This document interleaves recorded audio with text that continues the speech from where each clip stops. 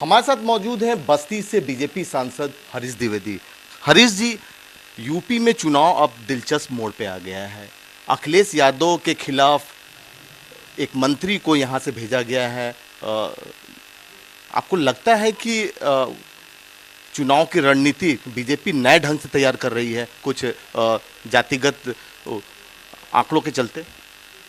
देखिए, भारतीय जनता पार्टी लगातार 5 साल लोगों के बीच में रहती है। संगठन स्तर पर भारतीय जनता पार्टी का संगठनात्मक तंत्र बूथ स्तर पर पन्ना प्रमुख से लेकर के सेक्टर और मंडल स्तर पर हमारा संगठनात्मक तंत्र बहुत मजबूत है और हम संगठन के माध्यम से और पार्टी के जनप्रतिनिधियों के माध्यम से मोदी सरकार के द्वारा और योगी सरकार के द्वारा जो भी जन कल्याण के लिए योजनाएं बनाई गई हैं, गरीबों के लिए योजनाएं बनाई गई हैं, उन योजनाओं का लाभ अधिक से अधिक लोगों तक पहुँचे, यह प्रयास हम लोग करते हैं।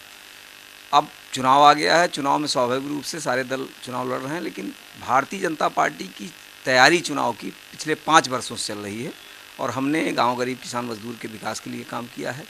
भारत सरकार और प्रदेश सरकार की विभिन्न योजनाओं का लाभ आम जनमानस को पहुंचाने का काम हमारी सरकार ने किया है, हमारे कार्यकर्ताओं ने किया है। मुझे पूरा विश्वास है कि उत्तर प्रदेश भी हम जीतेंगे और करहल भी भारतीय जनता पार्टी चुनाव जीतेगी। लेकिन पार्टी की क्या मंशा है कि एक कानून राज्य मंत्री एसपी सिंह बघेल को दिल्ली से भेजना पड़ा अखिलेश यादव के खिलाफ चुनाव लड़ने के लिए? नहीं, एसपी सिंह बघेल जी का वो क्षेत्र है और भारतीय जनता पार्टी समय समय पर जिसकी भी उपयोगिता है चुनाव लड़ने की या उस क्षेत्र में हम किसको मजबूत कैंडिडेट के रूप में उतार सकते हैं, इस दृष्टि से पार्टी ने योजना बनाई होगी। और निश्चित रूप से एसपी सिंह बघेल जनाधार वाले नेता हैं, ज़मीनी नेता हैं और वहाँ पर बहुत अच्छी लड़ाई लड़ेंगे। हरीश जी, आप संगठन के भी नेता हैं, संगठन में काम कर चुके हैं बीजेपी में।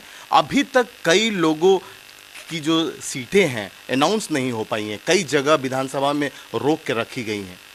देखिए, भारतीय जनता पार्टी टिकट को लेकर के बहुत चिंतन मनन करने के पश्चात, हर दृष्टि से देखने के पश्चात टिकट घोषित करती है। तो भारतीय जनता पार्टी लगभग 300 से ज़्यादा सीटें घोषित हो गई हैं, अभी कुछ सीटें बची हैं, वो भी जल्दी घोषित हो जाएगी। हरीश जी, एक अंतिम सवाल। एक संसद से एक विजुअल्स आया है, केंद्रीय मंत्री स्मृति ईरानी ने मुलायम सिंह यादव का पैर छू के आशीर्वाद लिया है बाहर निकलते वक्त। मुलायम सिंह जी बहुत सीनियर नेता हैं और बहुत सम्मानित नेता हैं और स्वाभाविक रूप से कोई भी अगर मिलना जुलना होगा तो पैर छू करके आशीर्वाद लेगा ही।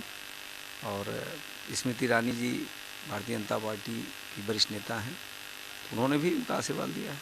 आपसे बात करने के लिए शुक्रिया। कैमरा पर्सन राहुल के साथ पुष्कल, भारत समाचार, दिल्ली।